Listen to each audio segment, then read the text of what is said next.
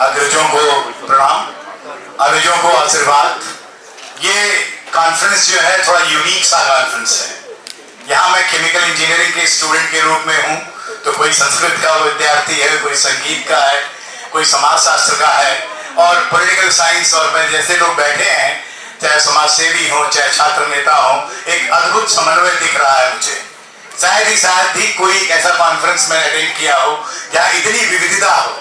Topic भी बहुत जबरदस्त है, science, society and sustainable development. तो सोसाइटल जो पर्सपेक्टिव है तो फिलॉसफी से शुरू होता है। इट्स नॉट दैट कि कोई एक चीज की बात है, कौन सा दर्शन समाज जी रहा है। समाज को ही विकास चाहिए और समाज को विकास साइंस देगा, ये कॉम्बिनेशन बहुत बढ़िया है। लेकिन कौन सा दर्शन है जो समाज को प्रेरित कर रहा है, वो बड़ा महत्वपूर्ण है। विकास ऐसा नहीं है कि सदियों से विकास नहीं हुआ, विकास की अवधारणा आज शुरू हुई है। लेकिन पिछले 100 साल में जब से उद्योग धंधे शुरू हुए, इंडस्ट्रियलाइजेशन शुरू हुआ, तो कम से कम ऐसा विकास जरूर हुआ है जिसने हजारों साल की जो प्रकृति की क्षमताएं थी उसको नष्ट किया है। मैं केमिकल इंजीनियर हूं और पॉलिथीन से पूरा वर्ल्ड त्रस्त है। यहां तक कि अगर आप प्रशांत महासागर में भी जाएं तो वहां पॉलिथीन के इतने बड़े बड़े हिप इकट्ठे हैं जो बड़े बड़े देशों के बराबर है, डेनमार्क के बराबर है, हो सकता है नॉर्वे के बराबर हो। तो मैं ऐसे केमिकल इंजीनियर, कभी कभी मुझे फील होता है कि समाज को हमने विकास दिया या विनाश दिया। सोच तो हमारी यही थी कि विकास हो, क्योंकि लोहे से अगर कोई चीज बनता है तो वो बहुत मजबूत होता है। लेकिन हमने सोचा कि हम एक ऐसा प्लास्टिक बना दें, स्मार्ट मटेरियल बना दें जो हल्का भी हो और उसमें शक्तिशाली भी हो। सोच बहुत अच्छी थी, लेकिन शायद समाज में वो सोच नहीं रही कि उसका प्रयोग कैसे करना है। मैं बहुत नक्सल में बात करना चाहता हूं क्योंकि बहुत ही ज्यादा वक्त है। ये विषय तो मेरा है, इसमें मैं 6 घंटे बात कर सकता हूं, लेकिन आज मैं 5, 7, 10 मिनट में अपनी बात कह के खत्म करूंगा।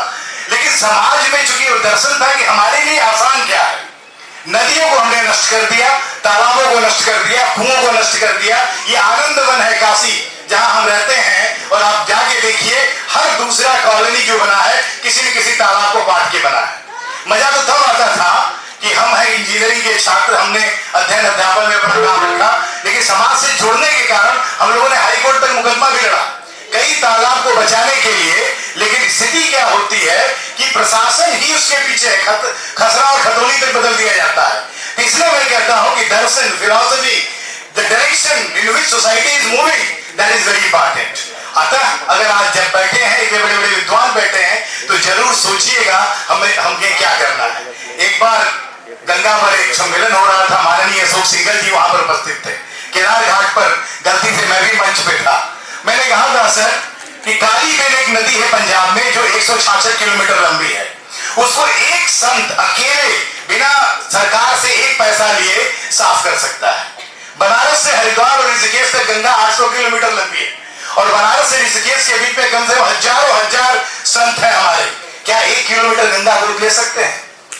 यमुना में बैठे, दिल्ली में बैठे हैं, सारी शक्ति दिल्ली में है, और दिल्ली में यमुना इतनी गंदी है, कभी हमने सोचा है क्यों? इसलिए कि भ्रष्टाचार खत्म हो रहा है क्या सोसाइटी में?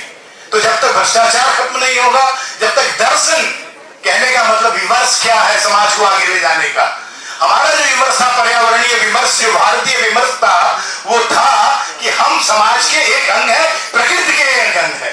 कहने का मतलब एक माइक्रोब, एक कीटाणु, एक बकरी, एक सांड, एक गाय, उसका भी वही हक है जो मेरा हक है। लेकिन आज पाश्चात्य विमर्श जो आया या अन्य विमर्श जो आए, वो क्या कहते हैं? वी आर ए सेंटर, हमारे लिए सब बना है, हमको सब उपभोग करना है, और इस उपभोग की जो संस्कृति में है उसने इस देश का नहीं पूरे विश्व का विनाश किया है। मैं 3 ही क्वेश्चन पूछता हूं जब मैं जाता हूं विद्यार्थियों के बीच में, 3 क्वेश्चन रख के जाता हूं। पहला क्वेश्चन मैं पूछता हूं, क्या आपको पता है कि आप एक दिन में कितनी बार सांस लेते हैं?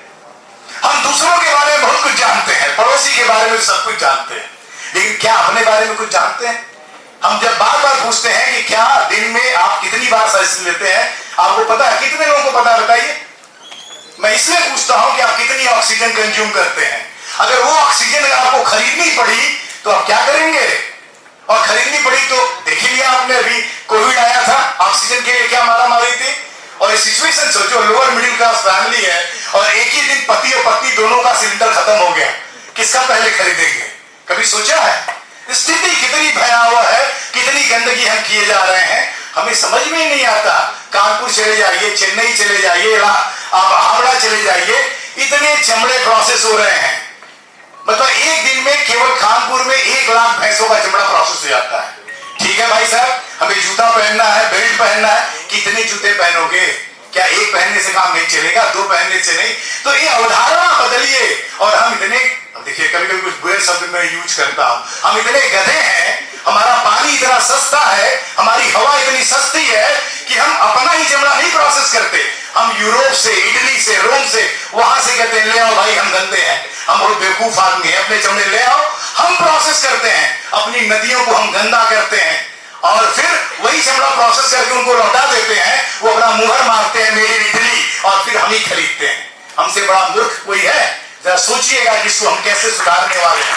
अपने को सुधारने का कोई तरीका तो आपको सीखना पड़ेगा। दूसरा पूछता हूं, can you differentiate between well and borewell?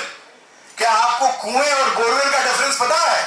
कुआं सस्टेनेबल डेवलपमेंट था, वो ओपन था, एटमॉस्फेयर से पानी जाता था और गर्मियों में पानी ठंडा होता था, जाड़ों में पानी गर्म होता था, हमें गीजर की जरूरत नहीं पड़ती थी। लेकिन आज बोरवेल मतलब हम हर्षद मेहता हो गए हैं, हम नीरव मोदी हो गए हैं। हम बैंक में पैसा नहीं डाल रहे हैं, हम बैंक से पैसा निकाल रहे हैं। This is the way.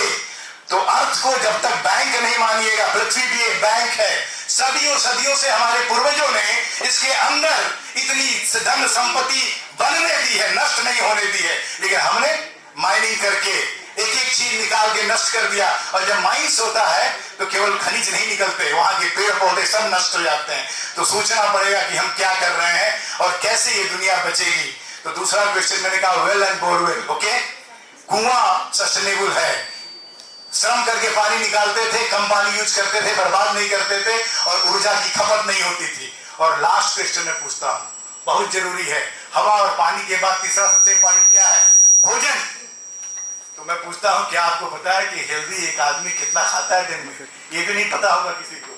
कितना अनाज खाता है? सब खाते हैं, लेकिन कभी ध्यान ही नहीं देता। ठीक, लेकिन 270 ग्राम। अब ये सोचिए, मैंने ये आवाज इसको ओके। तो मुझे दिमाग में कैसे आया, सोचिए। एक बार मैंने एक न्यूज पढ़ा था, लास्ट खत्म कर रहा हूं। एक न्यूज पढ़ा, महाराष्ट्र असेंबली में चूहों को मारने के लिए जो कॉन्ट्रैक्ट दिया जाता है उसमें भ्रष्टाचार हो गया। और भ्रष्टाचार हो गया और पूरे असेंबली में हल्ला बंद हो गया, विपक्ष ने बहिर्गमन कर दिया। तो मैंने कहा यार, भ्रष्टाचार का ये कौन सा जगह है कि चूहों को मारने में भ्रष्टाचार? तो मैं उस न्यूज को पढ़ने लगा तो पता चला कि वहां पर इतने ज्यादा चूहे होते हैं कि वो चूहों को मारना चाहिए, सारे अनाज खा जाते हैं। तो वो किसान, जो भारत का किसान जिसे हम बेचारा कहते हैं और जिसकी फोटो बनती है तो पेट अंदर होता है, धोती फटी होती है, वो किसान आज भी 140 करोड़ जनसंख्या के लिए दुगना अनाज पैदा करता है, 400 करोड़ लोगों के लिए। लेकिन हम पढ़े लिखे engineer, doctor, administrator, manager, political ranking, ये सब के सब करप्ट है। इसलिए हमारे देश में भुखमरी है। आप कितना भी कह लीजिए, स्थिति अभी बहुत बुरी है। तो मेरे दिमाग में आया, कितने चूहे होते हैं? तो 270 ग्राम अनाज एक स्वस्थ पुरुष और महिला खाती है। आपको पता है एक चूहा दिन भर में कितना अनाज खाता है? 90 ग्राम। तो केवल बॉम्बे जैसे शहर में 2 करोड़ लोगों का अनाज चूहे खा जाते हैं। आप सोचिए, बॉम्बे जैसे शहर में। तो पूरे देश में क्या स्थिति है? तो सर्व से डूब मरे हमारे जैसे इंजीनियर, सर्व से डूब मरे और बड़े बड़े साइंटिस्ट, सर्व से डूब मरे वो सोशलॉजिस्ट, सोशल साइंस जानने वाले और समाज के सारे स्वयं सेवक, वो सब डूब मरे जब तक उनके अंदर ये भावना न पैदा हो, ये देश मेरा है, ये समाज मेरा है, ये विश्व मेरा है और इसके लिए हम जिएंगे और इसके लिए हम बनेंगे। बहुत बहुत धन्यवाद।